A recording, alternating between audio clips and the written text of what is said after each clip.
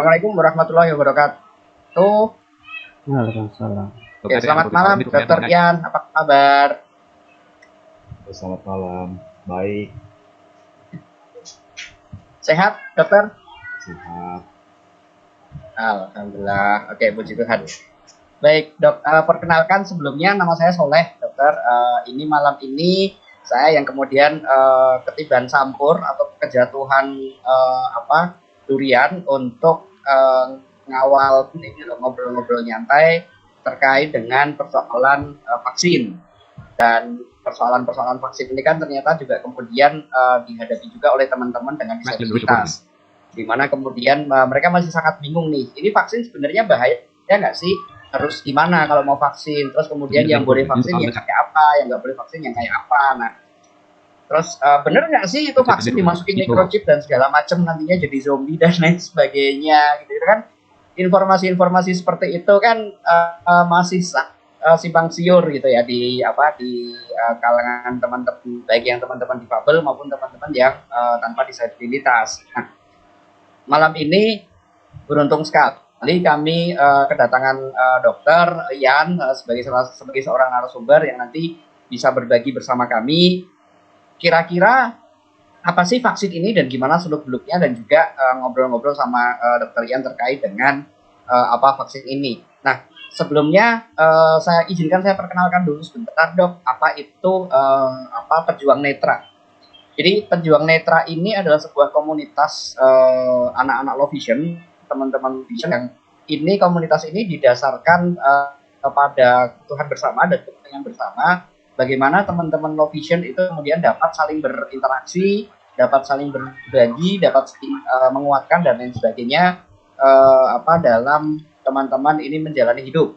Karena kan ada banyak sekali tantangan-tantangan yang dihadapi oleh teman-teman dengan disabilitas netra, terutama untuk teman-teman yang low vision, karena seringkali teman-teman low vision ini menjadi salah satu disabilitas yang kemudian tidak terlihat, sehingga orang menyangka bahwa kondisi matanya baik-baik saja karena tidak ada sesuatu yang kemudian berbeda dari mereka, baik misalnya memakai tongkat, memakai kacamata hitam, atau kemudian misalnya kelopak matanya tertutup seperti halnya teman-teman yang tunanetra total pada umumnya. Nah, ini menjadi salah satu wadah kita dari sekian banyak komunitas low vision yang ada di Indonesia yang terwadai dalam komunitas Kalvindo atau keluarga low vision Indonesia, di mana memang kemudian di dalam grup itu ada banyak sekali anggota yang terdiri dari teman-teman low vision sendiri, para praktisi, dan juga kemudian orang tua dari anak-anak dan juga teman-teman yang kemudian disabilitas lain tapi kemudian punya keingintahuan, punya komitmen, punya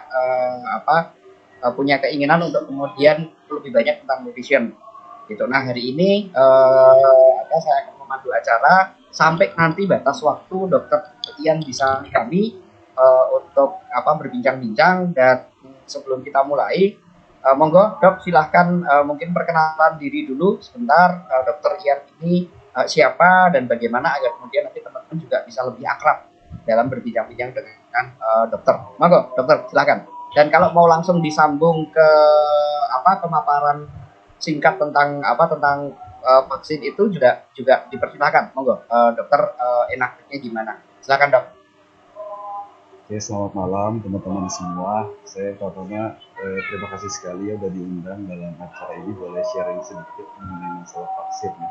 Mungkin sedikit perkenalan, nama saya Ian, sementara saya seorang presiden. Presiden itu adalah seorang dokter yang saat ini sedang menjalani pendidikan untuk mengambil spesialis. Saat ini saya sedang menjalani pendidikan spesialis untuk seorang penyakit dalam, atau mungkin baik dikenal sebagai seorang internis. Saat ini saya udah di tingkat akhir kira-kira gitu ya. Nah, sekali lagi saya jujur saya baru tahu ada komunitas low vision ini, dan saya sangat berterima kasih sih boleh sedikit sharing ya. Terutama apalagi ini mengenai hal yang sangat krusial di masa pandemi ini, yaitu ya salah satu kunci kesuksesannya memang di vaksin ini. Jadi memang saya di sini nggak ada presentasi apapun, artinya saya lebih senang yang bertanya mengenai masalah vaksin. Tapi mungkin sedikit sebagai pembuka aja, saya sangat mendukung bahwa semua orang itu divaksin. Jadi eh, jujur saya juga waktu menerima tawaran ini juga tujuannya untuk itu. Jangan sampai ada satupun yang berpikir bahwa vaksin ini adalah sesuatu yang buruk atau sesuatu yang tidak baik. Memang saya sendiri pun menganjurkan setiap keluarga, teman, dan semua yang saya kenal atau bahkan yang tidak saya kenal pun harus mendapatkan vaksin ini. Dan memang vaksin untuk COVID ini itu ada banyak macam, ya. Terutama di Indonesia ini mungkin ada beberapa ada kenal, ada yang namanya Sinovac, ada yang namanya AstraZeneca, dan saat ini sudah masuk juga yang ketiga itu yang vaksin Sinovac. Dan saat ini nanti beberapa bulan ke depan akan ada banyak sekali. Gimana teman-teman? Ya, jadi itu memang hampir keseluruhannya kurang lebih sama. Tujuannya adalah untuk meningkatkan dan sebagai seseorang yang sudah saat ini juga sedang masih dalam pelayanan di depan UGD untuk melayani semua pasien-pasien yang terkena COVID, terutama yang berat-berat. Jadi saya sendiri dari pengalaman pribadi sudah melihat efek dari vaksin. Mereka yang sudah divaksin lebih ringan gejalanya dan lebih tinggi tingkat untuk kesembuhannya. Jadi mungkin itu sebagai sedikit pendahuluan awal saja untuk teman-teman semua. Sebenarnya dipersilakan kalau ada pertanyaan-pertanyaan yang mengganggu, ada pertanyaan-pertanyaan yang sekiranya menghalangi teman-teman semua yang untuk mendapatkan vaksin ini, boleh diajukan mungkin.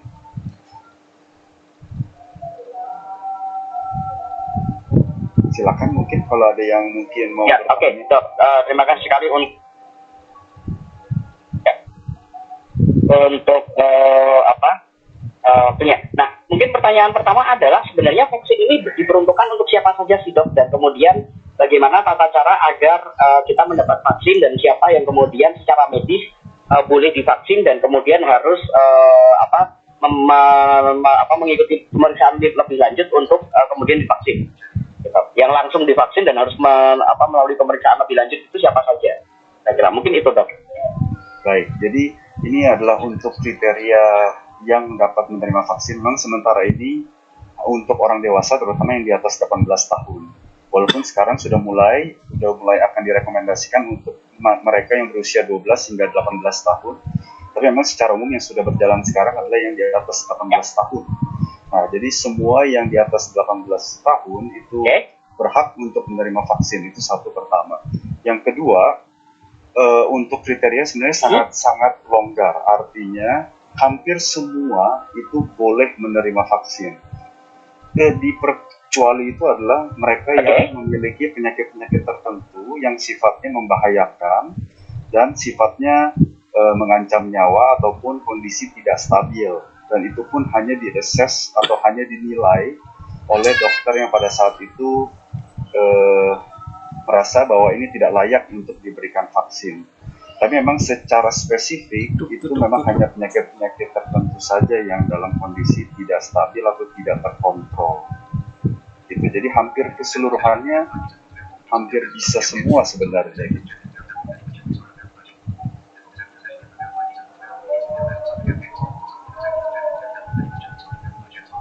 Oke, baik, Dok. Nah, kemudian ada pertanyaan lagi, Dok. Nah, apakah kemudian ketika kita divaksin COVID-19 ini, baik itu misalnya AstraZeneca atau kemudian Sinovac atau kemudian teman-teman yang berkesempatan vaksin di luar negeri kayak misalnya Pfizer atau kemudian Johnson & Johnson dan lain sebagainya, ini apakah kemudian vaksin ini boleh dibarengkan dengan perawatan atau tindakan medis yang lain, misalnya mengkonsumsi obat rutin seperti misalnya obat-obat penenang atau misalnya obat penyakit diabetes, hepatitis dan lain sebagainya.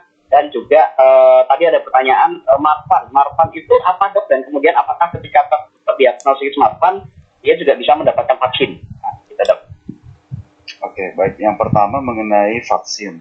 Jadi memang sekali lagi sementara yang masih direkomendasikan itu adalah untuk satu jenis vaksin dilanjutkan dengan vaksin yang sama. Sebenarnya itu yang menjadi pedoman terutama ya.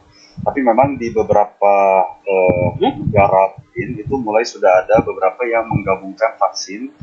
Tujuannya bukan karena apa, karena masalah ketersediaan jenis vaksin tersebut. Memang belum direkomendasikan secara resmi, tapi memang pada prinsipnya sebenarnya belum ada larangan juga untuk hal tersebut. Tapi tetap dari rekomendasi dari para dokter dan tenaga kesehatan di Indonesia, terutama dari Perhimpunan Dokter Spesialis Penyakit Dalam, itu tetap merekomendasikan yang masih sesuai. Jadi memang apabila mendapatnya Sinovac, lebih baik yang berikutnya tetap Sinovac. Atau yang pertama AstraZeneca, yang kedua tetap AstraZeneca, dan begitu pula sebaliknya. Nah, kemudian yang kedua masalah pengobatan. Saat ini tidak ada pengobatan rutin yang secara spesifik itu mengganggu dari keefektifan vaksin. Jadi sementara sih untuk pengobatan rutin seperti misalnya punya penyakit gula, penyakit darah tinggi, ataupun penyakit kronis lainnya itu tetap tidak mengganggu efektivitas vaksin. Tapi memang sekali lagi untuk mereka yang sudah divaksin, mungkin di beberapa hari awal, lebih baik tidak direkomendasikan memberikan obat-obat seperti obat radang dan lain sebagainya, kecuali memang dibutuhkan. Jadi sebisa mungkin, seminimal mungkin ada obat-obat lain yang ada mungkin memberikan efek interaksi terhadap vaksin tersebut. Yang terakhir adalah mengenai Marfan. Marfan itu sebenarnya adalah penyakit genetik yang mengakibatkan adanya sebuah kelainan di jaringan ikat, ya, dan itu menyebabkan adanya gangguan pada vaskular atau pembuluh darah dan juga di jantung. Dan sekali lagi untuk rekomendasi terhadap penyakit genetik seperti itu pun tetap direkomendasikan diberikan vaksin tersebut. Jadi tidak ada kontraindikasi ataupun larangan terhadap penyakit itu. Ini termasuk juga misalnya obat-obat yang juga sama-sama antivirus seperti ARV untuk teman-teman HIV. Oh ya dok ya? Ya, itu juga pertanyaan baik, pertanyaan yang sangat bagus ya. Jadi untuk pasien-pasien dengan HIV yang sedang untuk teman-teman yang kena HIV/AIDS yang kemudian selama ini mengkonsumsi ARV itu juga tetap tidak masalah. Okay. Betul sekali. Jadi sama sekali tidak ada masalah pada pasien atau kita semua yang mungkin sedang mendapatkan obat ARV, itu tidak ada larangan untuk mendapatkan vaksin dan bahkan efektivitasnya pun dikatakan tidak berbeda. Jadi harus tetap diberikan vaksin tersebut. Pertanyaan terakhir tadi nggak nyampe dok. Jadi yang HIV juga misalnya yang HIV. Ya betul. Pada pasien yang dengan HIV yang dalam pengobatan ARV itu tetap direkomendasikan untuk diberikan vaksin dan tidak ada larangan untuk penghentian dan lain sebagainya. Obat ARV tetap dilanjutkan dan vaksin tetap diberikan pada pasien dengan HIV. Mungkin pengecualiannya adalah bukan karena obat. Jadi pada pasien dengan HIV yang mungkin sedang dalam kondisi tidak stabil dinilai oleh dokternya dan membutuhkan terapi dulu terhadap infeksinya, memang vaksin lebih baik ditunda terlebih dahulu. Oke. Nah, terus kemudian di beberapa pengalaman vaksinasi teman-teman itu ada beberapa orang yang kemudian mereka tidak bisa mendapatkan vaksin karena kondisi-kondisi medisnya. Nah, ini kondisi-kondisi medisnya seperti apa nih dok? Karena sejauh sepengetahuan kami misalnya ada yang bilang bahwa orang yang sedang hamil sebaiknya tidak divaksin dulu. Orang yang kemudian memiliki komorbid itu juga kemudian vaksinnya ditunda atau kemudian tidak mendapatkan vaksin di giliran yang masif pertama kali ini. Nah, ini sebenarnya putus ya. Oke, jadi untuk menangkap dari pertanyaannya, yang pertama memang terutama untuk yang hamil. Memang yang hamil ini pada saat dulu awal pertama kali dikeluarkan pedoman untuk vaksin, memang pernah sekali itu memang mungkin baru ada perubahan itu dalam 1 bulan 2 bulan terakhir. Jadi memang pada hamil itu kita tidak mengetahui efek sampingnya terhadap ibu dan terhadap bayi dan seberapa efektif, sehingga pada saat itu memang tidak direkomendasikan. Tapi memang di pedoman terakhir untuk yang ibu hamil itu dari dokter spesialis kandungan pun sudah juga menganjurkan untuk diberikan vaksin tersebut. Jadi memang karena memiliki dasar teorinya tidak hanya memberikan kekebalan bagi ibu, tapi juga untuk antibodi yang terbentuk itu bisa disalurkan juga untuk bayi, sehingga bayi pun bisa ada kekebalan terhadap COVID tersebut. Jadi sekali lagi yang untuk masalah hamil, sekali lagi untuk rekomendasi dokter spesialis kandungan pun sekarang sudah lebih baik diberikan gitu, dibanding ditunda. Nah kemudian untuk komorbid atau penyakit-penyakit tertentu saat ini sebenarnya udah sangat longgar sekali. Jadi dulu mungkin waktu pertama kali dikeluarkan itu banyak sekali batasannya. Seperti contohnya pada saat itu pertama kali itu darah tinggi atau hipertensi yang di atas 140 sempat tidak boleh sama sekali, harus di bawah 140. Ternyata terakhir ini untuk pedoman terakhir di bawah 180 itu boleh diberikan.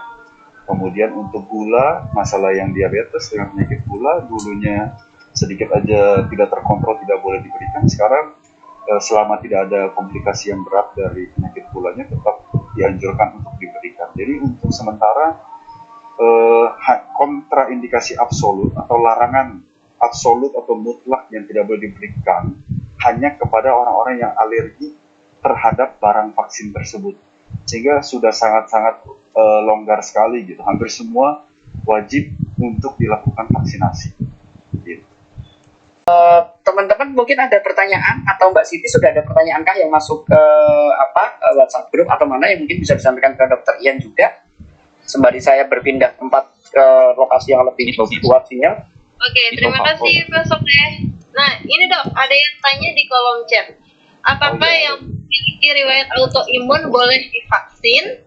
Oke, ini bagus juga ya pertanyaannya, soalnya mungkin juga aplikatif untuk teman-teman yang di sini. Mungkin ada juga yang mengalami autoimun seperti lupus ataupun penyakit lainnya. Jadi pada prinsipnya untuk pedomannya, semua penyakit kronis atau yang berkepanjangan putih gitu ya, salah satunya mungkin autoimun. Prinsipnya ketika penyakit tersebut terkontrol, terutama itu terkontrol itu artinya dalam beberapa waktu terakhir seperti 2-3 bulan itu relatif sama hal yang buruk lah boleh divaksin. Kalau pernah dengar itu adalah salah satu penyakit autoimun, itu juga boleh divaksin. Hanya syaratnya adalah kondisi klinis atau kondisi pasiennya harus stabil gitu saat itu dan terkontrol, tapi tidak sedang kambuh lupusnya, dia boleh mendapatkan vaksin. Oke, baik Dok, terima kasih. Dan tadi juga ada pertanyaan bahwa ketika misalnya dalam vaksin kedua, di jadwal vaksin kedua itu kita sedang sakit, atau kemudian bahkan misalnya kita malah positif. Nah, apakah kemudian vaksin kedua juga tetap dilaksanakan, atau ada syarat-syarat tertentu yang kemudian membuat vaksin kedua itu harus ditunda, dan kalaupun ditunda, nanti tata caranya bagaimana untuk mendapatkan vaksin yang kedua? Oke, ini juga pertanyaan yang sangat baik dan sangat sering ditanyakan. Sudah mendapatkan vaksin pertama, namun ketika pada jadwal vaksin kedua, pasiennya mengalami sakit gitu. Nah, sakit ini yang harus kita ketahui sakit apa dulu. Apakah sakit ini sakit COVID? Nah, apabila memang dia sakit COVID, yang kedua itu harus ditunda terlebih dahulu. Sesuai dengan pedoman di Indonesia, kita harus menunggu dari dia sembuh dari COVID-nya, tambahkan 3 bulan dari sejak negatif dari COVID tersebut, dan diberikan dosis vaksin yang kedua. Jadi tidak perlu diulang lagi dari awal. Ya, itu untuk pasien yang mengalami positif COVID. Nah, sekarang pertanyaannya, apabila kondisi apa yang tidak boleh diberikan pada saat vaksin kedua? Jadi sebenarnya secara umum kembali lagi ke yang pertama. Jadi tidak ada batasan atau larangan yang absolut kecuali dia alergi. Nah, jadi sekali lagi hampir semua kondisi harusnya boleh, atau kecuali kondisi pasien tersebut memang misalnya contoh dia punya masalah jantung dan saat itu lagi kambuh jantungnya, lagi berat, lagi sesak nafas dan lain sebagainya, atau kalau dia punya penyakit gula lagi sedang mengalami komplikasi yang mengancam nyawanya, itu harus ditunda. Jadi sekali lagi sama seperti kriteria pada saat dia mendapatkan vaksin yang pertama. Mungkin itu. Oke, Dok, baik. Terima kasih sekali untuk jawabannya. Baik, teman-teman masih ada pertanyaan lain yang masih akan ditanyakan ke Dokter Ian, Mbak Siti, atau teman-teman yang lain bisa langsung open mic.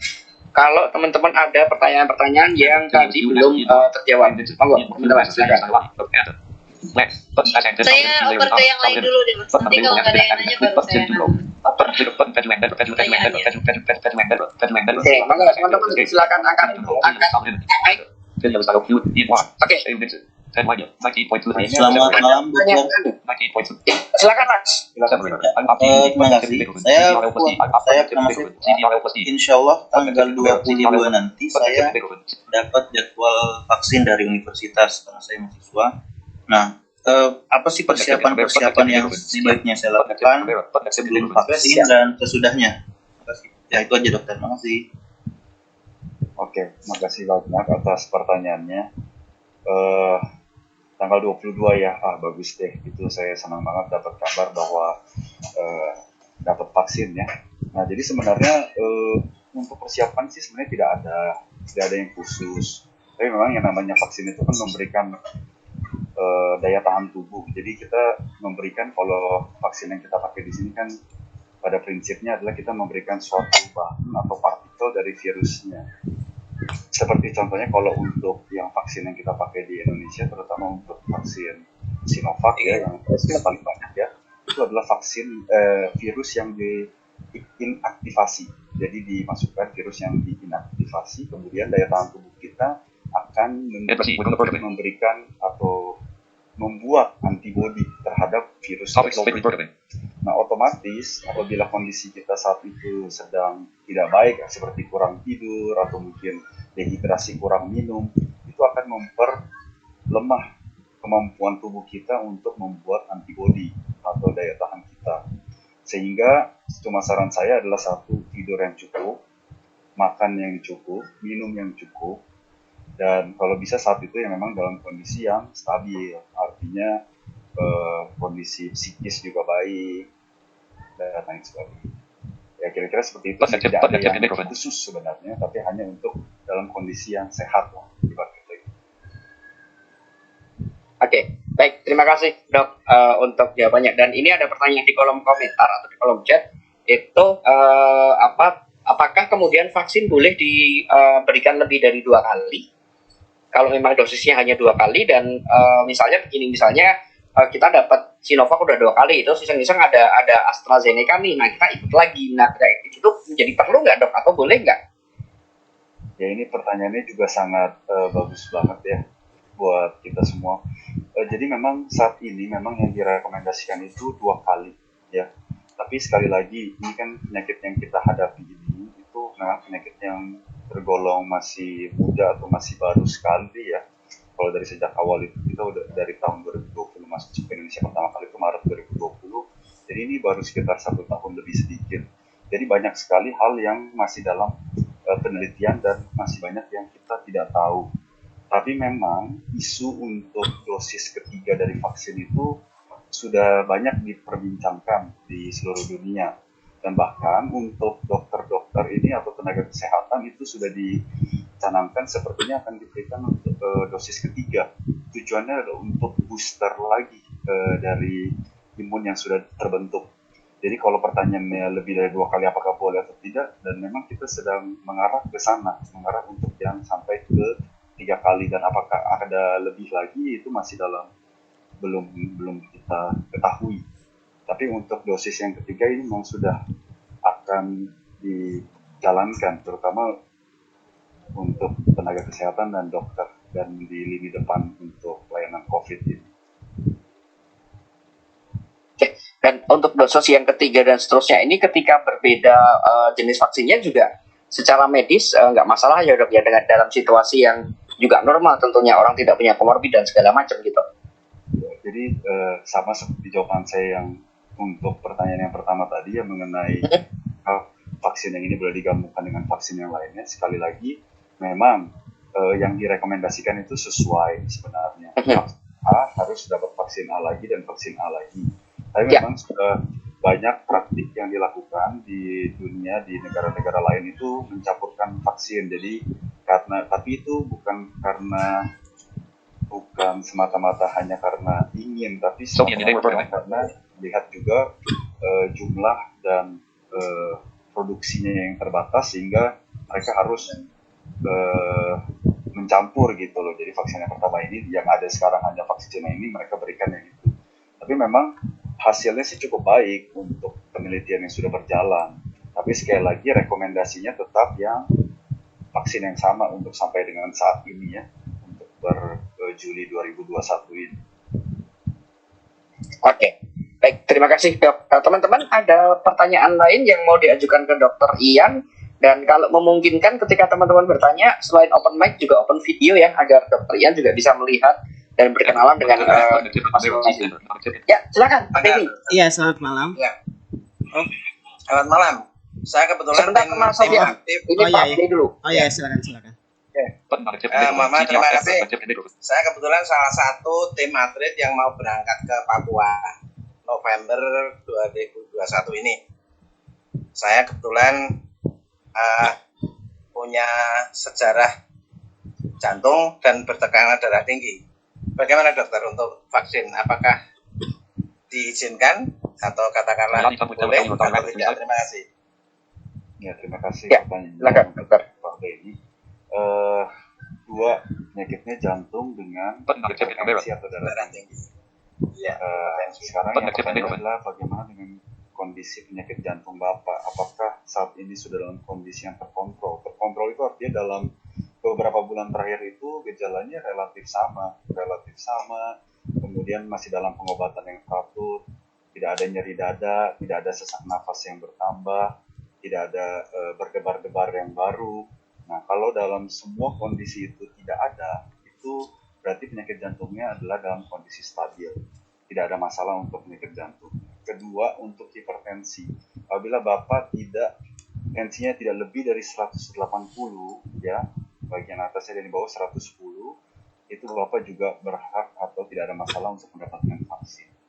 Dan yang ketiga adalah masalah usia. Bapak usia berapa, punten Pak? Saya 66, dokter. Nah, sekarang ada panduan juga untuk masalah lansia. Jadi di atas 60 tahun itu kita sebut dengan lansia. Jadi kita harus tahu kondisi Bapak sehari-hari, apakah Bapak untuk jalan naik tangga, untuk pergi misalnya ke pasar atau kemana, atau angkat-angkat berat seperti 5 kilo, apakah ada masalah atau tidak? Masalah dokter, saya nggak tahan jalan agak lama. Naik tangga juga nggak kuat. Di tangga rumah itu untuk naik ke lantai 2 harus merangkak, saya tidak bisa berani berjalan. Kebetulan saya polio kaki kiri, dokter. Ya, oke. Berarti kan kondisi tidak bisa merangkak itu kan karena memang kondisi disabilitas dok, bukan karena komorbidnya. Gitu. Nah, dengan kondisi itu pernah kira-kira dok? Betul, itu yang harus dilihat juga. Berarti kan itu masalah polionya, bukan dari dari masalah usia atau masalah lainnya. Jadi yang dalam pedoman dokter spesialis penyakit dalam, terutama di bagian lansia, itu memang kalau misalnya dengan kondisi bukan adanya gangguan disabilitas berjalan, tapi karena capek, jadi naik tangga tuh seperti ngos-ngosan, terus kemudian angkat berat kayak 5 kilo itu nggak bisanya karena capek atau karena nggak kuat. Itu kalau ada beberapa sangat besar atau sangat terganggu sekali, itu memang tidak dianjurkan untuk diberikan gitu. Tapi kalau saya lihat, kalau dari Bapak sih dari penyakitnya seperti itu sih sebenarnya bisa Pak. Jadi malah dianjurkan, malah diberikan. Oh iya, terima kasih dokter. Oke, baik Mas Sofian, silakan kalau mau bertanya. Open mic dan open video. Ya, sip. Monggo Mas Sofian. Iya, selamat malam dok. Saya Sofian dari Jakarta. Nah, jadi begini dok ya, 1 minggu yang lalu saya sudah sempat mendaftar ya untuk vaksinasi Sinovac. Nah, karena di sini ketika saya sudah di depan nakesnya gitu kan ya, udah tinggal disuntik aja kan, ada itu dulu ya dok ya, namanya verifikasi dulu ya. Nah, lalu di sini kan saya ada riwayat tumor dok sebelumnya. Nah, akhirnya saya batal vaksin karena nakesnya tersebut tidak berani untuk vaksinasi karena saya punya riwayat tumor. Katanya harus ada surat rekomendasi dari dokter spesialis tumornya itu gitu dok. Nah, itu gimana dok kalau untuk tumor sendiri sebenarnya bisa atau tidak sih dok gitu untuk divaksinasi? Terima kasih. Baik, terima kasih Pak Sofian pertanyaannya. Ini juga pertanyaannya sangat baik sih untuk kita semua juga tahu ya. Ya. Ini untuk pertama yang saya harus tanya itu mengenai masalah tumornya. Tumor itu di bagian mana, Pak? Di bawah mata, Pak. Oke, tumornya itu sudah pernah dibiopsi belum? Sudah. Jenis tumornya fibrous dysplasia. Oh, jadi bukan ganas ya? Bukan Ganas. tumor jinak. Oke. Tumor jinak ya. Jadi sekali lagi, oke, saya akan jawab pertanyaan ini. Jadi memang kesulitan kita adalah memang seringkali yang screening itu yang dilakukan itu bukan verifikasi. Iya, screening. Screening itu untuk tahu apakah ada hal-hal yang membuat pasien ataupun masyarakat itu tidak bisa divaksin. Memang salah satunya itu kalau ada kelainan darah atau kanker yang ganas ya, itu perlu mendapatkan surat terlebih dahulu dari seorang dokter spesialis penyakit dalam minimal. Iya. Ya. Nah, tapi kalau untuk tumor jinak sebenarnya tidak ada kontraindikasinya. Tapi memang kesulitannya memang kadang yang screening itu memang bukan dokter. Iya. Jadi memang seringkali juga tidak berani untuk mengambil keputusan tersebut karena ditakutkan nanti ada efek samping yang tidak baik untuk Pak Sofyan gitu. Yeah. Jadi memang kalau saya sih merekomendasikan tetap divaksin, tapi Pak Sofyan ini harus ke dokter, minimal ke dokter spesialis penyakit dalam untuk meminta surat tertulis lah setidaknya kalau boleh gitu, sehingga tenaga kesehatan yang mau kasih vaksin itu tidak takut memberikannya. Tapi secara umum itu boleh untuk tumor jinak, tidak ada masalah. Tidak ada masalah sebenarnya, Dok ya. Iya, karena kan saya pikir kemarin mau ke rumah sakit kan lagi ini ya, Dok, yang merabak banget kan COVID kan ya. Nah, khawatirnya itu sih gitu. Saya khawatir sama diri saya sendiri gitu, nantinya malah terpapar di rumah sakit ataupun gimana gitu kan ya, gitu sih. Betul sih, memang kondisi saat ini memang rumah sakit itu terlalu sangat berbahaya sih untuk apalagi yang belum divaksin. Mungkin baiknya sih saya sarankan mungkin ke tempat praktek yang di luar-luar aja, maksudnya yang jangan di rumah sakit gitu, untuk mendapatkan surat tersebut. Untuk yang klinik-klinik aja gitu, Dok ya? Ya, benar. Oh gitu. Oke. Baik, terima kasih dokter informasinya. Ya, cukup Mas Ian? Masih ada lagi? Masih ada yang mengganjal? Sudah cukup, terima kasih Mas.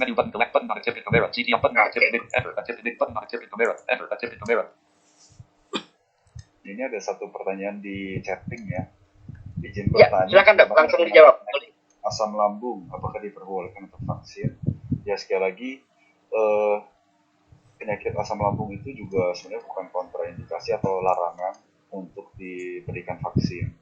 Cuma memang penyakit asam lambungnya ini asam lambung yang seperti apa. Tapi secara umum, kalau bukan karena akibat dari kanker lambung, tidak ada masalah untuk diberikan vaksin. Dan terutama buat banyak masyarakat Indonesia memang sering sakit ulu hati yang disebut kita biasa bilang penyakit asam lambung. Nah, kalau yang seperti itu tidak ada masalah, apalagi yang membaik ketika diberikan obat-obat antasida atau obat-obat yang diberi secara bebas, itu sudah pasti itu penyakit asam lambung ringan, tidak ada masalah. Ya, kayaknya memang masalah orang di Indonesia itu asam lambung dan mah ya Dok ya, kalau nggak kebanyakan makan, kurang makan gitu. Iya, dikit-dikit sakit. Oke. Itu dia, baik, sakit mah, aduh luar biasa, apalagi untuk anak-anak kos itu yang paginya energen, siangnya promah, itu malamnya baru nasi kucing gitu. Kebanyakan makan Indomie kayaknya. Nah itu dia, pengiritan, aduh luar biasa memang Indonesia ini. Oke, teman-teman ada yang masih mau bertanya, silakan. Ayo nih, mumpung ada dokter nih, nanti pas dokter Luan udah pulang, teman-teman nanya. Nah, Mbak Titi, silakan. Ada lagi nih Pak Ade yang bertanya di kolom chat Pak Ade. Oke, baik, ada pertanyaan Dok. Ini apakah vaksin dapat berpengaruh pada mata, khususnya tunanetra, low vision, karena beredar kabar bahwa vaksin dapat menimbulkan kebutaan? Gitu. Oke, jadi ini sekaligus saja saya juga jawab mengenai masalah efek samping terhadap vaksin ya. Jadi memang vaksin itu dari dulu bukan cuma vaksin COVID. Jadi vaksin-vaksin yang kita kasih seperti vaksin tetanus, vaksin difteri, semua vaksin yang kita berikan ke anak-anak bayi yang baru lahir dan sebagainya, itu selalu ada efek samping. Jadi itu kan seperti macam kita memberikan benda asing, dan benda asing itu yang membuat tubuh kita tuh menghasilkan suatu daya tahan atau antibody. Nah ini memang dari dulu memang selalu ada yang namanya efek samping. Nah untuk efek samping dari vaksin COVID ini memang yang paling sering itu ringan sekali, seperti mungkin ada pegel-pegel, mungkin ada rasa sakit di bagian suntikan, mungkin ada sedikit lebam, mungkin ada sedikit demam dan lain sebagainya. Itu mah efek samping ringan dan itu memang sering ada sampai 40 hingga 50% kasus lah kira-kira seperti itu. Nah sekarang ada nggak efek samping yang serius? Nah jawabannya memang ada. Efek samping yang serius itu ada. Jadi memang semua vaksin itu juga ada efek samping yang serius, tapi seberapa sering itu yang harus kita tahu. Jadi data terakhir itu vaksin efek samping yang serius itu paling tinggi hanya 1/100.000 kasus. Jadi memang sangat-sangat kecil kemungkinannya, walaupun mungkin bisa terjadi. Nah sekarang apa efek samping yang bisa terjadi? Salah satunya itu memang yang beberapa dilaporkan itu adalah pengentalan darah. Jadi pengentalan darah itu bisa di mana aja, bisa di jantung, bisa di otak, bisa di pembuluh darah mata, jadi bisa di bagian manapun. Dan bila terjadi, yaitu bisa terjadinya dari ringan hingga berat, ya. Nah, jadi jadi stroke, bisa jadi serangan jantung, apalagi di jantung, juga tidak menutup kemungkinan bisa terjadi kebutaan. Nah, tapi sekali lagi, itu dari 1/100.000, itu pun masih ada kriterianya yang berat, yang sampai ke stroke, sampai ke serangan jantung, yang sampai buta, dan masih ada yang sedang-sedang saja, walaupun ada pengentalan, mungkin hanya dalam bentuk lebamnya yang banyak dan lain sebagainya. Jadi sekali lagi, efek samping memang ada. Jadi saya tidak bilang bahwa tidak ada efek samping yang serius. Tapi keuntungannya, buat saya pribadi yang telah bekerja di lini depan di IGD, ya, lihat orang-orang yang berat gitu ya kena COVID, apalagi yang varian baru ini, saya menganjurkan mendapatkan vaksin karena dengan resiko yang sangat minimal, tapi efek baik yang ditimbulkan itu sangat-sangat jauh, sangat-sangat jauh. Oke, berarti balik ke prinsip ekonomi ya dok ya.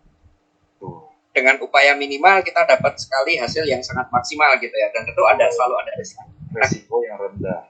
Kan kalau di ekonomi kan seringnya resiko tinggi, keuntungan tinggi. Nah ini Pak, tinggi betul. Resiko rendah, keuntungan tinggi, ya harus diambil dari prinsip ekonomi.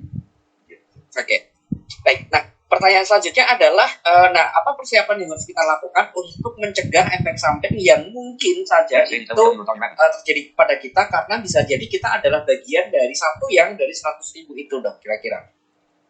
Ya jadi sekali lagi memang satu, memang banyak hal yang kita belum ketahui ya, karena ini yang efek samping yang dikatakan 1/100.000 ini pun ternyata ada genetik tertentu yang ada kecenderungan untuk terjadi pengentalan darah, dan itu memang hal yang belum bisa tidak bisa kita screening atau tidak bisa kita periksa satu persatu. Jadi memang sekali lagi yang bisa kita lakukan hanyalah melihat atau screening dari penyakit-penyakit yang terkontrol itu. Jadi yang bisa kita lakukan hanya itu. Jadi kalau untuk hal-hal yang di luar genetiknya sampai ke genetik, resiko untuk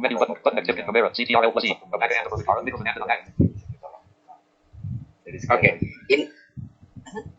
tidak banyak yang bisa kita lakukan untuk mencegah 1/100.000. Berarti ini sama halnya logiknya seperti ketika gini ya dok ya, kita pasang ring jantung. Nah sudah sekian juta orang yang kemudian pasang ring jantung, dan banyak sekali yang kemudian baik-baik saja. Tapi pasti ada satu kasus dua yang kemudian tubuh itu menolak ring itu karena dia benda asing. Bisa jadi akan seperti itu juga dok ya. Artinya tidak bisa disalahkan pada persoalan prosedur medis dan lain sebagainya, karena ini akan sangat tergantung juga dengan bagaimana tubuh itu menerima zat-zat asing atau benda asing yang masuk ke tubuh, dan itu baru bisa diketahui setelah benda itu masuk dan berinteraksi dengan tubuh. Kira-kira gitu ya dok ya? Betul sekali. Oke. Baik. Pak,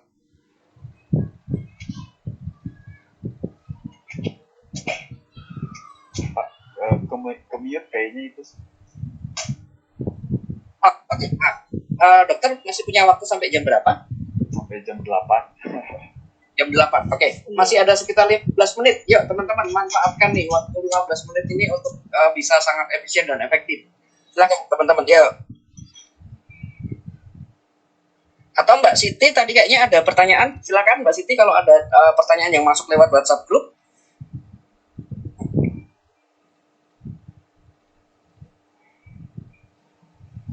Nanya Pak Dek.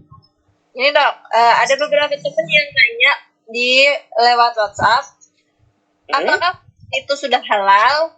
Kemudian apa sih yang harus kita lakukan setelah vaksin untuk meminimalisir efek samping tersebut? Terima kasih dok. Ya, monggo dok, mau dijawab yang mana? Terserah, yang kedua juga boleh, nanti yang satu saya bisa bantu untuk jawab kalau misalnya dokter tidak bisa menjawab. Monggo, silakan dok. Baik, jadi saya mungkin menjelaskannya dari segi kandungan vaksinnya aja ya, nanti mungkin Mas Oleh nanti dibantu ininya aja ya, maksudnya dari segi halalnya ya. Yang pasti yang beredar di kita itu ada 3 vaksin saat ini yang sudah ada, yaitu Sinovac, Sinopharm ya, lebih nggak banyak didengar tapi sebenarnya udah ada, sama yang ketiga itu adalah yang AstraZeneca. Nah yang AstraZeneca ini memang menggunakan virus yang kita sebut dengan virus adenovirus dari yang diambil dari monyet sebenarnya, cimpanse. Tapi diambil dan dimanipulasi lah ibarat kata DNA-nya dari virus tersebut, dan kemudian diproduksikan untuk menghasilkan virus yang menyerupai COVID ya. Untuk AstraZeneca. Sedangkan untuk yang Sinovac itu murni langsung di virus COVID yang inaktivasi. Jadi untuk masalah halalnya mungkin nanti Pak Soleh bisa bantu. Tapi untuk dari yang saya dari secara medis itu. Jadi satu dari ada virus lain, satu memang virus yang dilemahkan. Nah untuk masalah pertanyaan kedua, untuk mengurangi efek sampingnya memang yang bisa kita lakukan hanya menjaga daya tahan tubuh kita secara optimal. Yang pertama istirahat yang cukup, yang kedua adalah nutrisi harus baik, yang ketiga cairan harus cukup, jadi jangan dehidrasi. Yang terakhir keempat itu kalau bisa memang pada saat namanya daya tahan tubuh kita sedang berusaha membuat antibodi ya, itu membutuhkan tenaga ekstra ibaratnya kayak gitu. Nah pada saat itu kalau bisa ya kita harus menjaga jangan memforsir atau jangan kelelahan pada saat itu, terutama dalam proses pembentukan daya tahan tubuh itu, yaitu pada 1 bulan setelah vaksin itu. Nah, jadi mungkin yang harus kita lakukan seperti itu. Baik. Terima kasih dok untuk jawabannya. Dan untuk yang terkait dengan soal halal ini memang bahasanya akan sangat panjang sekali teman-teman, tapi dari satu sisi yang bisa saya katakan adalah ini, satu, semua obat, makanan dan kemudian benda-benda yang masuk ke Indonesia itu pasti sudah melewati uji oleh BPOM, Badan Pengawasan Obat dan Makanan, di mana kemudian secara undang-undang BPOM inilah yang kemudian memiliki kewenangan dan memiliki sumber daya untuk menentukan dan mereverse atau membalikkan kandungan-kandungan obat dan makanan yang ada di kita itu apakah kemudian mengandung zat tertentu atau tidak, sehingga kemudian bisa diambil hukum halal atau haramnya gitu. Nah kalau MUI itu sebetulnya secara hukum dia tidak punya kewenangan gitu. Kewenangan negara itu tetap ada pada BPOM. Nah MUI itu juga pasti ketika dia mengeluarkan sertifikat halal dan sebagainya, dia akan bersumber atau berpatokan pada hasil uji yang dilakukan oleh BPOM gitu. Itu satu. Kemudian yang kedua, kalau kita ngomongin soal halal haram, ada satu hal yang kemudian kita bisa analogikan gini. Ketika kemudian tadi AstraZeneca itu diambil dari simpanse dan kemudian itu diolah lagi sedemikian rupa, diproduksi lagi sedemikian rupa untuk kemudian dijadikan antivirus, maka kemudian bayangkan prosesnya seperti ini. Teman-teman punya satu ayam yang kemudian ayamnya mati. Atau kemudian teman-teman punya babi yang kemudian babinya mati. Ayam mati, dan kemudian babi itu hidup atau mati dia tetap haram kan gitu. Nah, tapi kemudian babi atau ayam itu kita kubur di tanah. Nah, kemudian tanah itu kita tanami pohon pisang.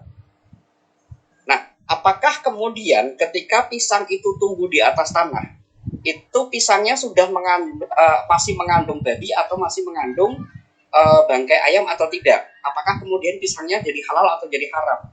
Kan jawabannya tetap jadi halal. Kenapa? Karena kemudian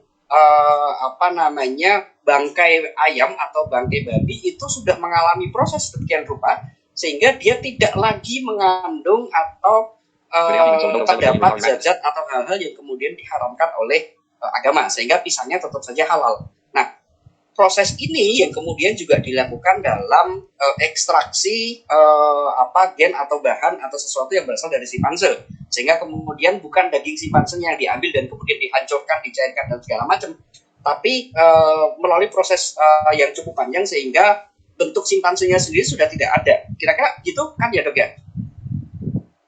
Betul. Ya. Ya, oke gitu. Jadi teman-teman ketika kemudian teman-teman bertanya halal atau tidak, secara personal saya bisa berpendapat bahwa vaksin yang kemudian ada di Indonesia, dan karena Indonesia adalah 90% itu mayoritas muslim, maka kemudian pasti pemerintah tidak akan sembarangan dalam mengeluarkan vaksin itu atau benda-benda apapun itu di Indonesia dan kemudian itu tidak halal. Sehingga kemudian teman-teman bisa tetap tenang untuk kemudian tetap menggunakan vaksin itu, tapi tetap diperbolehkan ketika teman-teman mau bertanya ini ke yang lebih ahli dan lain sebagainya untuk mendapatkan keterangan yang lebih jelas, gitu. Masih ada pertanyaan lagi, Mbak Siti? Richard? Oke, Mbak Titi kayaknya mau angkat suara. Silakan Mbak Titi. Iya, izin bertanya ya. Selamat malam, dokter. Dokter, saya Titi dari Jakarta. Saya bisa open video Mbak Titi? Oke, wait ya. Oke. Ya, oke. Ya, selamat malam Dokter Rian. Saya Titi dari Jakarta. Saya ODIF B20, tapi awalnya riwayat autoimun. Nah, pertanyaan saya nih dok, kan untuk ODIF itu konsumsi obat rutin terapi ARV, fungsinya kan sebenarnya sama ya dok ya, sama-sama untuk mengontrol virus dalam tubuh. Nah, kalau misalnya B20 atau ODIF itu melakukan vaksinasi, apakah di dalam tubuh tidak akan bentrok obatnya dok? Makasih Bu Titi pertanyaannya ya. Itu memang pertanyaan yang sangat bagus banget ya. Jadi memang antivirus yang digunakan untuk pada B20 memang itu tidak mengganggu atau bahkan tidak memiliki efek terhadap virus COVID ini. Memang dulu bahkan obat-obatan B20 itu pernah digunakan untuk dicoba untuk terapi pasien COVID, namun memang semuanya itu tidak ada yang berhasil, gampangnya begitu. Dan bahkan memang terakhir direkomendasikan baik di pedoman di Indonesia maupun di internasional, semua yang B20 yang dalam pengobatan ARV itu tetap dianjurkan untuk diberikan vaksin dan obat ARV-nya tetap dilanjutkan. Hanya satu pengecualian pada pasien dengan B20 yang saat itu sedang mengalami infeksi, artinya dia sedang lagi ada ketidakstabilan, lagi ada sesuatu yang lagi menyerang lah. Nah, itu yang tidak boleh, itu harus ditunda dulu. Tapi untuk ARV dan lain sebagainya mah tetap dilanjutkan. Baik, dokter boleh bertanya lagi? Boleh. Jadi gini, sebenarnya ini sih satu pertanyaan saya yang belum selesai nih dari poli tempat saya berobat. Saya bertanya sih dok, saya ada riwayat autoimun, tapi kan untuk B20 ini diperbolehkan untuk melakukan vaksinasi. Nah, pada saat saya bertanya boleh atau tidak karena saya ada riwayat autoimun, dokter dari poli menganjurkan saya untuk konsultasi ke dokter autoimun saya. Tapi setelah saya konsultasi dengan dokter autoimun saya, dibalikin lagi. Saya disuruh konsultasi dengan poli yang tempat saya sekarang rutin untuk terapi ARV. Jadi baiknya menurut dokter pendapatnya gimana, Dok? Apakah saya harus tetap vaksinasi atau ya sudah dengan sejalannya waktu aja? Oke, jadi pertanyaannya adalah untuk Bu Titi penyakit autoimunnya apa ya kalau boleh tahu? Sjorgen syndrome sama alergi di kulit. Terakhir ada pembekuan di otak banyak juga ya. Oh, terakhir ada pengentalan darah di otak juga. Iya benar. Pengentalan darah. Pembekuan. Sorry. Pembekuan darah. Jadi ada minum obat pengencer darah saat ini. Udah enggak sih sekarang. Dulu dapat apa, Simar atau Warfarin? Iya, Simar. Oh iya. Oke, jadi sekali lagi memang kasusnya Bu Titi ini memang bukan sesuatu yang banyak dialami oleh banyak orang ya. Ada beberapa penyakit yang sekaligus. Tapi memang pada B20 sendiri resiko untuk mengalami pengentalan atau pembekuan darah di mana-mana itu memang resiko sudah tinggi pada prinsipnya. Jadi kalau memang ada penyakit yang lain seperti Sjogren syndrome ya, itu sebenarnya nggak bukan merupakan kontraindikasi untuk diberikan vaksin. Nah sekarang yang ditakutkan oleh dokter rheumatologinya sebenarnya adalah ini bukan saling lempar, tapi maksudnya kalau mungkin dari sisi dokter autoimunnya tidak ada masalah, jadi dia kembalikan lagi ke dokter yang menangani B20-nya. Nah, kalau dari B20-nya juga bilang tidak ada masalah, jadi sebenarnya sama-sama tidak ada masalah. Prinsipnya seperti itu. Namun memang yang perlu diketahui adalah ini sebenarnya kalau udah ada riwayat dari pedoman dokter spesialis penyakit dalam sih menganjurkan lebih baik mendapatkan vaksin yang Sinovac, jangan yang AstraZeneca.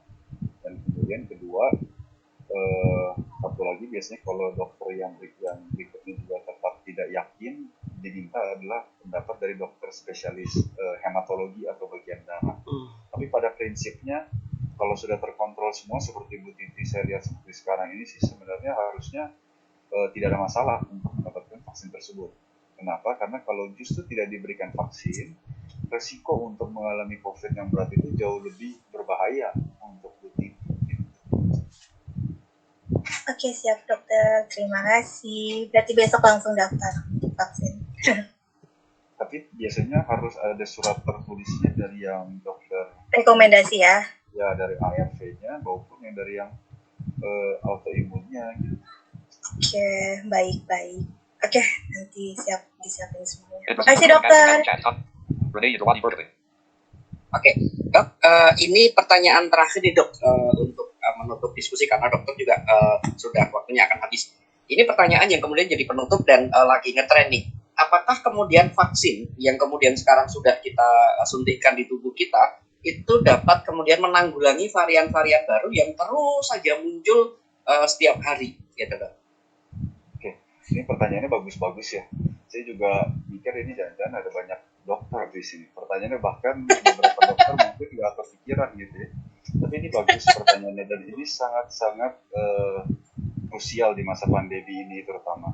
Jadi memang sekali lagi sekarang vaksin COVID itu sudah bermutasi banyak sekali dan varian terakhir yang kita tahu kalau banyak mendengar dari media massa ya itu adalah varian Delta sama apa ya.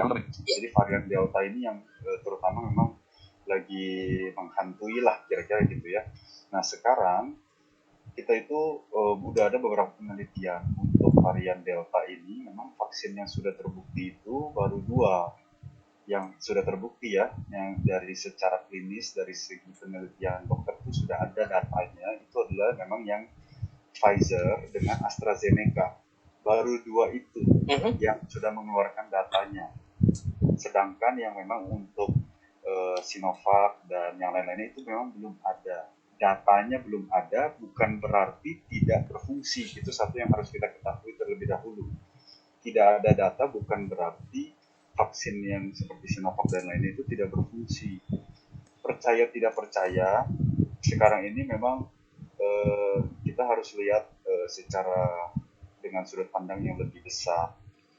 Kalau pada prinsip secara teori tetap harusnya akan ada efeknya, Kenapa? Jadi walaupun virus itu bermutasi, jadi ada bagian-bagian tertentu itu yang memang masih sama dan masih mendapatkan efek dari antibodi yang terbentuk. Jadi ibarat kata antibodi itu kayak prajurit dalam tubuh kita gitu ya. Dia targetnya itu spesifik ke bagian virus tertentu. Nah, antibodi ketika sudah terbentuk, memang dia akan targetnya ke bagian virus itu. Nah, sekarang apabila virus itu bermutasi, tetap bagian virus tersebut itu yang bermutasi masih ada di dalam sana. Jadi walaupun mungkin efeknya akan bisa berkurang, tapi tetap ada efek positifnya. Nah, itu kita tidak masalah, itu tidak perlu kita takuti. Dunia kedokteran itu terus berkembang. Jadi, dan apalagi vaksin-vaksin seperti Pfizer dan seperti vaksin yang lain, Moderna dan lain sebagainya itu akan masuk juga di kita. Jadi tidak perlu takut. Vaksin yang ada yang bisa didapat, pakai saja apapun itu vaksinnya. Karena percaya tidak percaya itu tetap berguna. Buat saya pribadi yang telah melihat di IGD begitu banyak orang yang berjatuhan, hampir seluruhnya itu kebanyakan yang tidak divaksin, percaya nggak percaya. Walaupun yang divaksin tetap ada, tapi resiko dan perbandingannya jauh lebih sedikit. Bisa dibilang 90% yang di dalam di IGD itu hampir semua tidak divaksin. Atau mungkin baru 1 kali vaksin. Jadi memang harus cepat-cepat mendapatkan 2 kali vaksin. Kira-kira begitu sih. Oke, baik. Terima kasih dokter. Dan ini kayaknya memang pertanyaan penutup untuk sesi malam ini. Informasinya banyak sekali yang kita dapat dari sini dan juga semoga informasi ini semakin meyakinkan teman-teman bahwa vaksin nggak bahaya kok, vaksin nggak akan ada apa-apa kok, kita nggak akan jadi zombie ketika udah divaksin, nggak akan ada itu microchip dan segala macam yang ditanamkan kan gitu ya dok ya. Iya betul. Oke. Baik, teman-teman bisa open cam semuanya. Kita foto sebentar bareng Dokter Ian untuk kemudian kita jadikan dokumentasi. Ya, yang mau ambil foto siapa nih, Mas Kamal atau Mas Fuad? Mas Fuad sepertinya, Mas Fuad. Mas Fuad, untuk teman-teman yang tidak berkenan open video nggak apa-apa juga. Kita akan tunggu. Oke. Baik. 10 detik dari sekarang ya Mas Kamal, Mas Fuad ya. 9, 8, 7, 6, 5, 4, 3, 2. Ya, silakan di screenshot.